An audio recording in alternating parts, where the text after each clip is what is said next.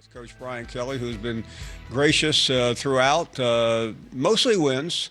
Quite a season. The regular season's over, Coach. Congratulations on the win Saturday, and how are you doing? Well, I'd rather be still playing. Obviously, our standard is to play for championships, and we're not involved in it this year. But I'm proud of our football team. Being 3-2, you have to look at yourself in a mirror and find out the things you have to do better. And we won 6 out of our last 7 games and lost on the road to a very good Alabama team. So, once again, 6-2 in the SEC and what I consider the best conference. Good foundational pieces for us, but we've got to take the next step, and that is, win the SEC championship. And let's talk about that next step because it's going on as we speak with the portal and recruiting. I realize you have a trip to New York probably in a week and a half, which we'll get to in a minute. But let's talk about what happens right now. The film sessions are over. You've got a little time before the bowl situation is set, but I'm sure there's a lot happening.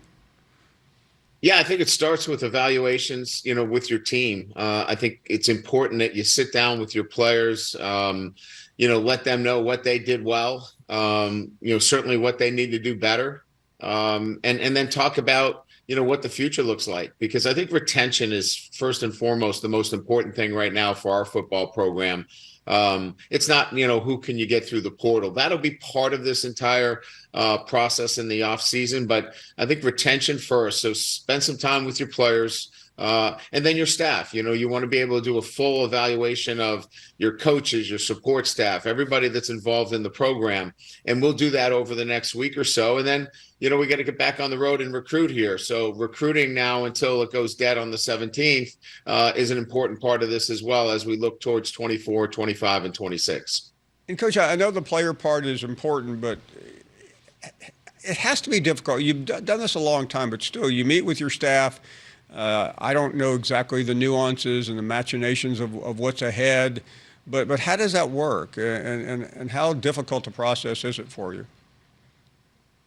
Well, I think if you're honest and you're open about, what the strengths are and the weaknesses and how you go about doing that on a day-to-day basis, it makes it a lot easier. If you're not communicating with your staff and you're not open and honest with conversations during the week and during the season, then sometimes having these conversations at the end of the season, they become a surprise. I don't think there's many surprises within our program because, we're pretty transparent with what's going on. We had some struggles, certainly on the defensive side of the ball. We talked about them every day. We know where the problems are and what needs to be addressed. And so we'll sit down and we'll have to make decisions as to what is the best thing for our program moving forward because our standard is very high here. This is not about going, 9-3. We want to win a championship. So we've got to take the next step and we have to look internally. What do we need to do in terms of recruiting? What do we need to do about coaching and coaching at a higher level? And how do we support that, institutionally? So all of those factors have to be looked at, over the next week to 10 days. And in relation to players, take us into that. Obviously, protecting the players' confidentiality, but what are those conversations like, and how long do they last?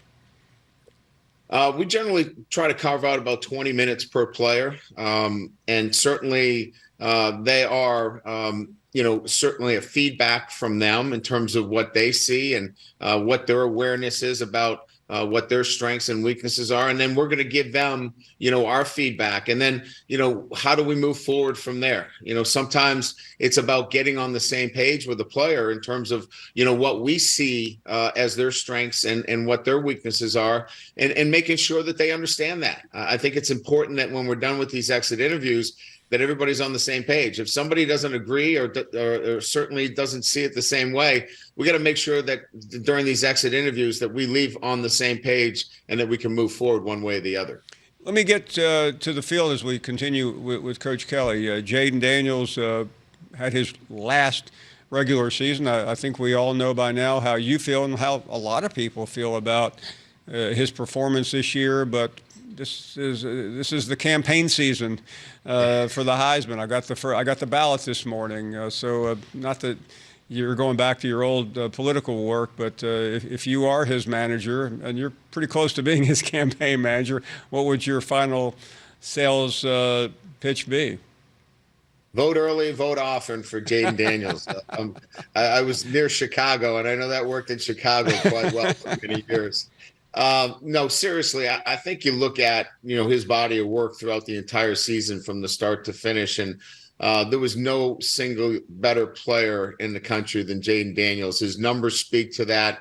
The players around him got better during the year. The numbers that the wide receivers put up were amazing, and his rushing yards as well. I mean, his ability to run it, throw it.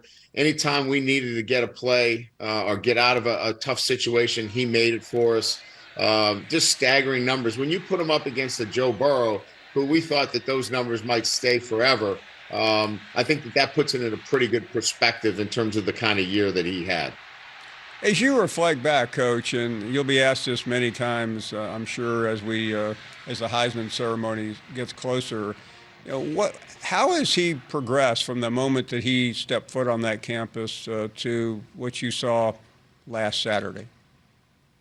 I thought, the thing that I pointed out more times than not was a young man that kind of was very humble and maintained that same humble approach to things, even as he became a front runner in the Heisman. He hasn't changed, and so success hasn't changed who this young man is, and that's what you love about people when success hasn't changed them. That's the first thing that stands out. But I think as a player, the thing that really is amazing is that he took the things that he was not good at, and he went to work and he fixed them. And I think that's what we underline here is that players fix things, not coaches. Players go out and do it. And what I love about it is that he went out and fixed the things that he needed to fix. He needed to push the ball down the field. He needed to be more aggressive. He needed to keep the ball in play. And when he throws a long ball, it's in play and it allows his receivers to make plays. And for that, I just commend him because he fixed the things he needed to fix.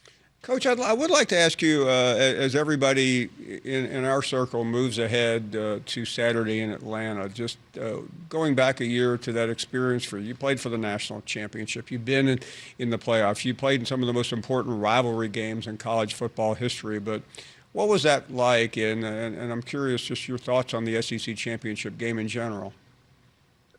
Yeah, I think it's a great environment. I think it rivals any kind of big game environment that I've been in. Certainly, when you have, a stage as grand as, playing in Atlanta, that SEC championship game and the way it's staged, it feels like a championship game. It feels different than a regular season game. And so I think that's what that platform's for. It's to put the two best in the SEC in a championship format. So hats off to everybody that puts that together and really places the two best teams in a position to play for, a national championship. And you feel it there. And, certainly Georgia and Alabama have earned their way into it. And whoever the winner of that game is certainly poised to be a national championship. And I'm not sure that even the runner-up can't win the national championship either. Coach, it's been a pleasure. We certainly hope to see you again soon, but we deeply appreciate your weekly visits. We are going to miss them, but I'm sure you'll have plenty else to do in these next few weeks. It'll be busy. Thanks, Paul. Appreciate being on all year. Thanks again.